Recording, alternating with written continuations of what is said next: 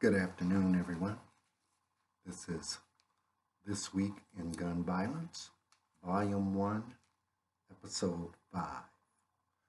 And we'd like to say, first of all, congratulations.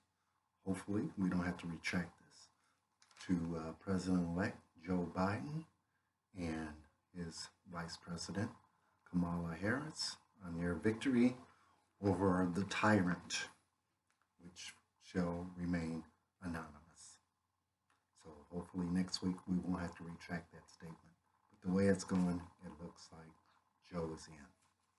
So we are Rome, and that stands for Rule Out Murder by Effort. We're a nonprofit group whose cause is to lower gun violence in our country and save our communities. And we're going to be hopefully working with the new administration.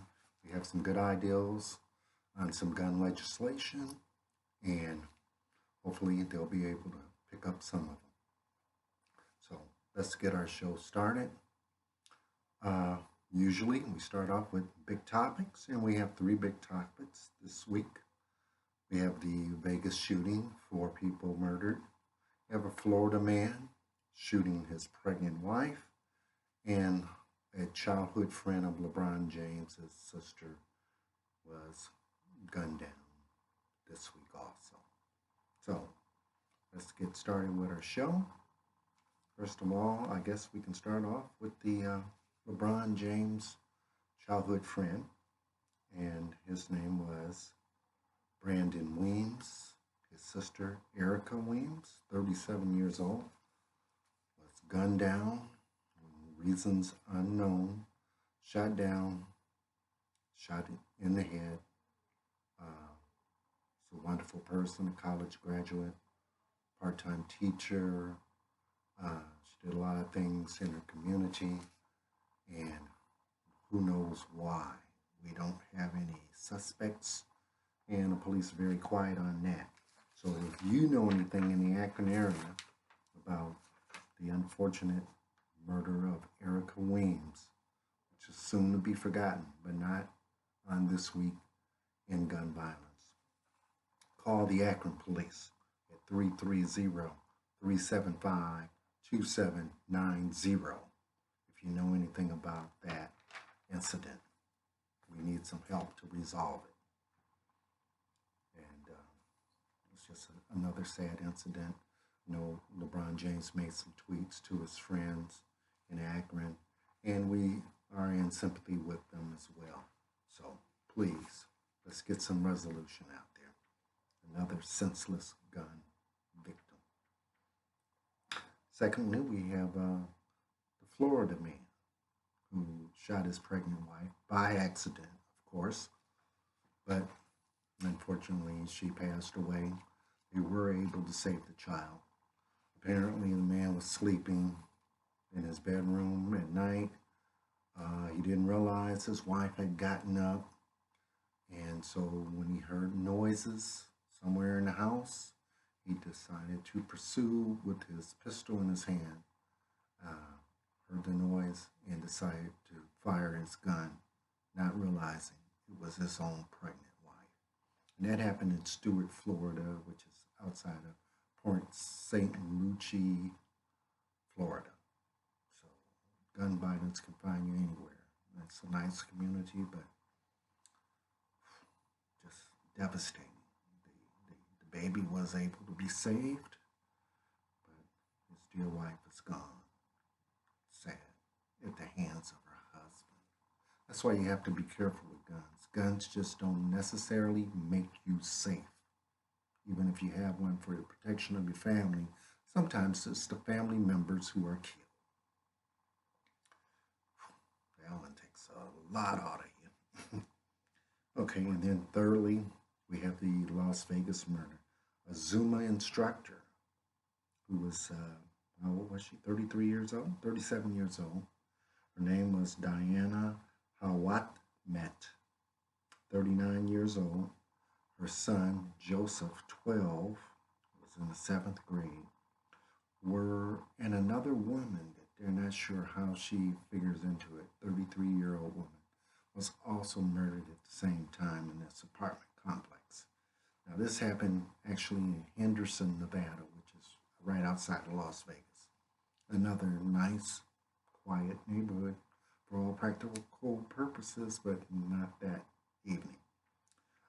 The upstairs neighbor in the apartment building apparently had some type of disagreement with the Zumba instructor and the 33-year-old woman, killing them, taking the 12-year-old hostage in his own car before the Nevada police caught up with him, and they demanded that he come out, and he fired some shots in the car, killing the 12-year-old, and the police killing him. So 4 people died in one incident.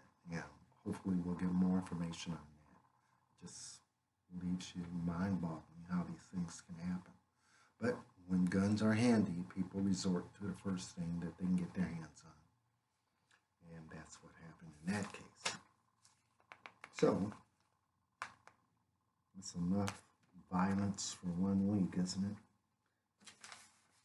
And now we'll go over to our friends at Gun Violence Archives, who gives us the updates, statistics, what's going on in the United States, just how many people are affected by gun violence. So, here we are. Last week, gun violence was at 35,601.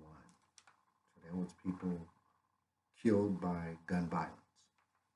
This week, we're up to 36,514. So we've managed to kill off about almost 1,000 more people. Now, that total was a grouping of homicide and suicide. So, homicide, we were at 15,537. We're up to 15,988. So, almost 500 people were victims of homicide. And suicide, we were up to 20,064 last week. And this week, we're up to 20,526. So, about another 500 people committed suicide in 1 week in the USA. Children between 0 and 11, we were at 244, and currently we're at 249. So 5 children, 5 babies were killed over the week. And teenagers between 12 and 17, 854 last week. Now we're at 883. So we managed to kill off another 40 teenagers during the week. These totals are just, they will boggle your mind because they just keep rising and rising. It's not just one area. It's not Chicago. It's not Baltimore or LA. It's the whole country. North, south, east, west, all over. Okay. Now, just in the last 2 days, these are the victims and their cities. We're not going to give their names, but the cities and their states from November 5th, which was yesterday. So let's start with that.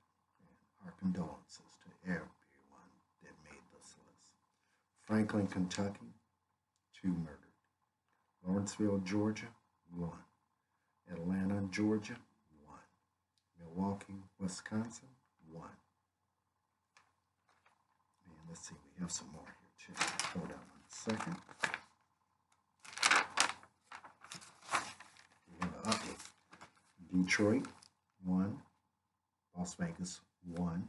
These are just of yesterday, Thursday. Kansas City at 3. Atlanta, 2. Chicago, 6. Richmond and Ramona, California, 1 each. Bronx, New York, 1. Stafford, Virginia, 1. North Little Rock, 1. Crestview, Florida, 1. Charleston, West Virginia, 1. Oklahoma City, 1. Indianapolis, 1. Vidalia, Georgia, 2. Newman, Georgia, 2, Miami, Florida 1, Minneapolis 1, Cleveland 1, Toledo 3 victims, Richmond, Virginia 1, Tulsa 1, Tacoma and Kent, Washington 1 each. And that's just as of November the 5th, Thursday. Well, it's a lot, isn't it? And if hopefully with a new administration we can get some gun legislation that means something. And if you take a look like at the city of Chicago, they have the toughest gun laws in the country. But it doesn't mean anything if you can go across the border in Indiana or Wisconsin and buy all the guns you want, or get them from your street corner vendor and use those just as well. There's no checking, there's no registration, there's no nothing when it comes to guns. It's just a free-for-all out there. That's why everybody has to be very weary of what's going on out there, because some of these murders are unexplainable. And finally, we're going to end you with our segment until this heinous murder is solved. Who killed the fireman? It's our dear friend and brother, Wilbert McCormick, who was gunned down on July the 21st, 500 yards from his house on an exercise walk with his wife. He was 62 years old, a retired fireman, Navy veteran, grandfather, father of 4. And this is another unsolved murder that some people know about, but nobody's talking. So we want to get some information on that. We want some resolution on that. And if you know anything, you can call Crime Stoppers. You don't have to get involved. 216-623-5000. Call them, or the Cleveland Police, 216-252-7463. Leave a tip. You don't have to leave your name. So that's all we got this week. We were so held up by the election, couldn't get anything done. But we'll be back next week with some more gun violence this week.